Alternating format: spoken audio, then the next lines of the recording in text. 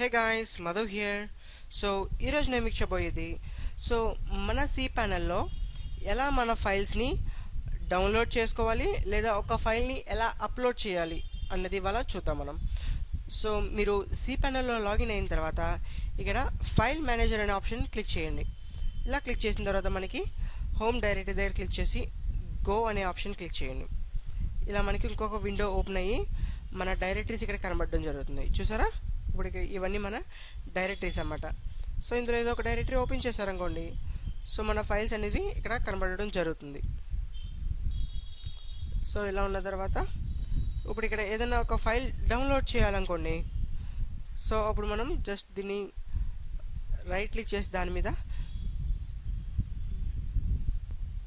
Folder దగ్గర కాదు, ఏదైనా ఒక ఫైల్ దగ్గర రైట్ క్లిక్ చేసి డౌన్లోడ్ ఆప్షన్ అనేది క్లిక్ చేశారనుకోండి, ఆ ఫైల్ ఆటోమేటిక్గా మన సిస్టంలోకి డౌన్లోడ్ అవ్వడం జరుగుతుంది.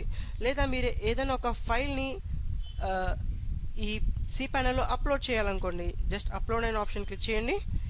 ఇక్కడ మనకి అప్లోడ్ ఆప్షన్ వస్తుంది, చూస్ ఫైల్. సో మన ఫైల్ని జస్ట్ డబుల్ క్లిక్ చేసి ఈ ఫైల్కి ఇందులో అప్లోడ్ చేయొచ్చు అన్నమాట.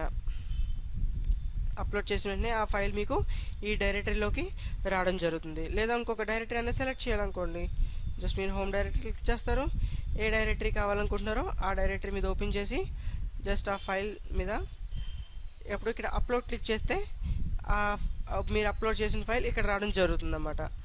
సో మీరు ఎక్కడైతే అప్లోడ్ చేయాలనుకుంటున్నారో జస్ట్ ఆ ఫోల్డర్ ఓపెన్ చేసి అప్లోడ్ ఆప్షన్ క్లిక్ చేస్తే ఆ ఫైల్ మీకు అక్కడ అప్లోడ్ అవ్వడం జరుగుతుంది.